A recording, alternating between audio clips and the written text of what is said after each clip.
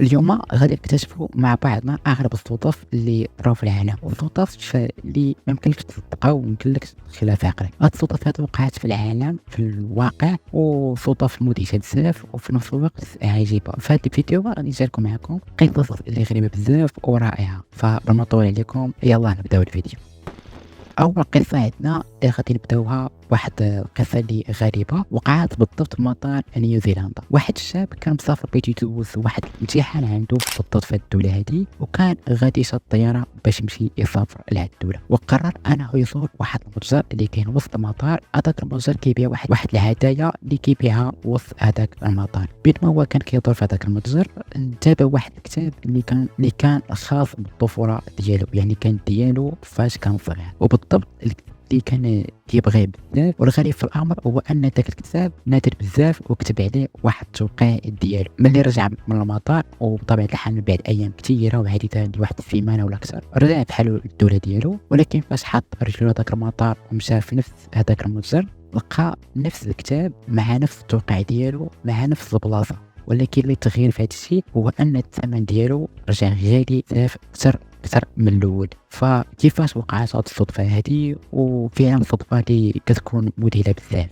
ثاني قصه اللي كتعلق بواحد جوج ديال الاصدقاء، واحد الاصدقاء اللي كانوا صاحبين شحال هادي ولكن تفارقوا لمده طويله بزاف. واحد منهم عايش في ايطاليا وواحد عايش في البرازيل، يعني حتى اللي بغاو يتجمعوا فراه خاصهم بزاف د الطريق باش يلاه يتلاقاو في مدينه وحده. يعني واحد ساكن في ايطاليا وواحد ساكن في البرازيل، وكل دوله بعيده على الاخرى بمسافات كثيره بزاف. ولكن الغريب في الامر هو واحد من السنوات دار واحد المهرجان بالضبط في مدينة نيويورك. هذاك المهرجان كان عبارة على موسيقى وكيطلعوا فيه الناس كيغنيو، وانا كنعرف هذاك الشيء دار بالضبط في نيويورك. وهذاك اللي كان ساكن في البرازيل اجا من نيويورك، وهذاك اللي كان ساكن في ايطاليا حتى هو جا من نيويورك، وتلاقاو بجوج في نفس المدينة وفي نفس المهرجان وفي نفس المقعد اللي كانوا جالسين فيه. يعني صدفة اللي عجيبة بزاف، وهذه من واحد من أغرب الصدف اللي وقعوا بالعالم كامل.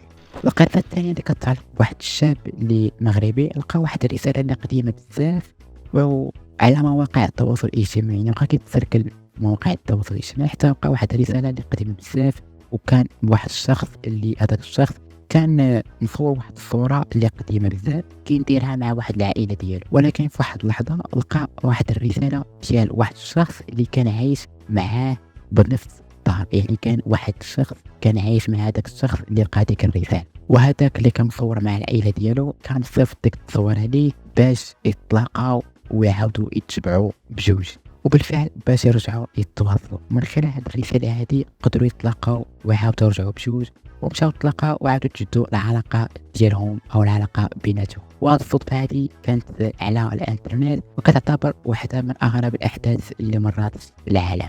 أما القصة الرابعة فهي واحد القصة اللي غريبة بزاف. هو واحد لاعب ألعاب إلكترونية اللي كان عنده واحد الحظ غير عادي. كان كيبحث على واحد اللعبة اللي نادرة بزاف، من بعد واحد البحث طويل قدر يلقى هذيك اللعبة اللي كانت نادرة وكانت غالية بزاف. ولكن الغريب في الأمر ماشي في الغلا وماشي حتى في ديك اللعبة اللي كانت نادرة. الغريب هو أن هذيك اللعبة بالضبط وفي هذيك النسخة بالضبط اللي كانت في ديك اللعبة كان هذاك الدري حلم بها فاش كان ناعس. يعني فاش كان ناعس الدري حلم بهذيك اللعبة وحلم حتى بالنسخة اللي طاحت في هذيك اللعبة. بطبيعة الحال هذه الصدفة هذه غريبة وغير عادية، وجعلته أنه يعتقد الطفل هذا ولا الدري أن الحظ كان الصف ديالو ماشي شي حاجة أخرى.